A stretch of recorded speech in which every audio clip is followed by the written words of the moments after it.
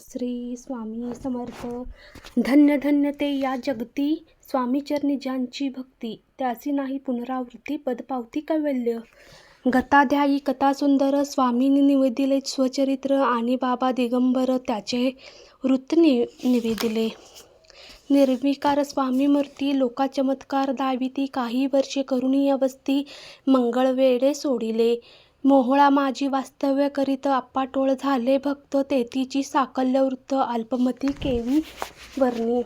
स्वामी चरित्राचे हे सार, म्हणून केला नाही विस्तार. वर्णिताम कथा समग्र, ग्रंथ पसरे उदिसम. सवे घेऊन स्वामीसी टोळ जाते अक्कलकोटासी, अर्धमार्गावरून टोळासी मागे परतणे भाग पडे. टोळे आज्ञापिले सेवा का, जोवरी आम्हा येऊ का, तोवरी स्वामींसी सोडू नका, येथेच मुक्काम करावा. टोळ गोलिया परतुनी स्वामी चालले उठोनी, बहुत वर्जिले सेवकांनी परी नच मानिले त्याम.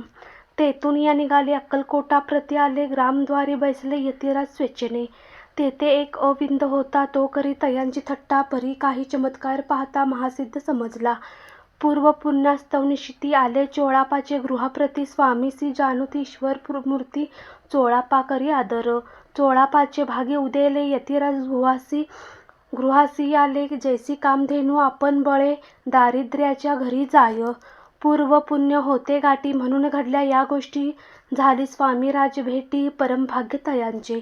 धन्य धन्य तयांचे सदन, जे स्वामींचे वास्तव्य स्थान, सुरवराचे दुर्लभ चरण तयाची घरी लागले.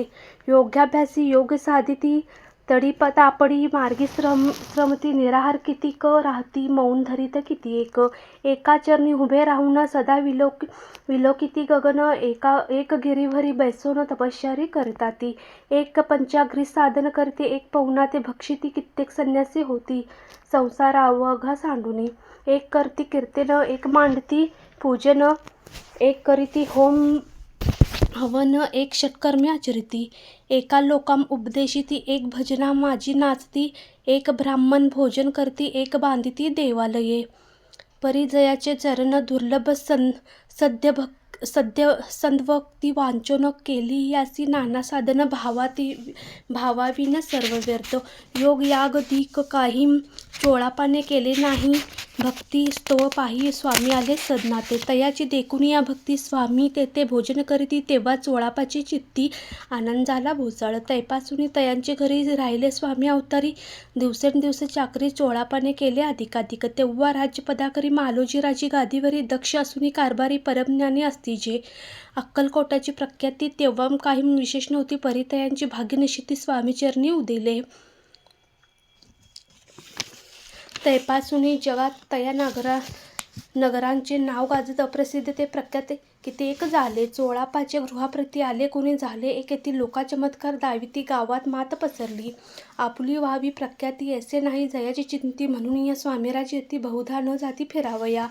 लोका माझी पसरली मात, नृपासी कळाला वृत्तांत, की आपुल्या नगरात येती विख्यात पाहतिले.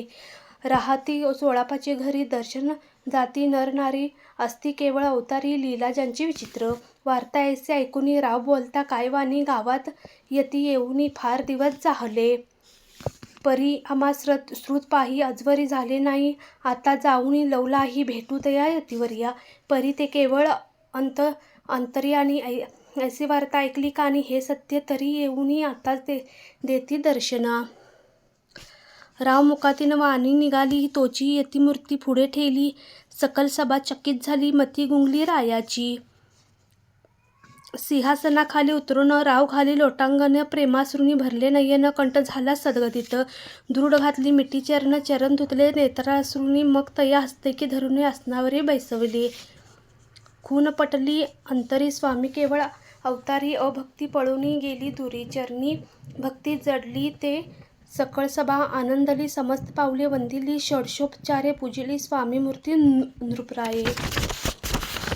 निराकार आणि निर्गुण भक्तांसाठी झाले सगुण, तयांच्या पादुके शिरी धरून विष्णू नाचे ब्रह्मानंदे. श्री स्वामी समर्थ चरित सारामृत, नाना प्राकृत कथा संबंध, केवळ भक्त परिसोद. तिसरा अध्याय गोड हा. इति श्री स्वामी समर्थ चरित्र सारामृत अक्कलकोट नगर प्रवेशो नाम तृतीयोऽध्याय. श्री स्वामीराज अर्पणस्तु. श्री सरस्तु शंभू भवतु.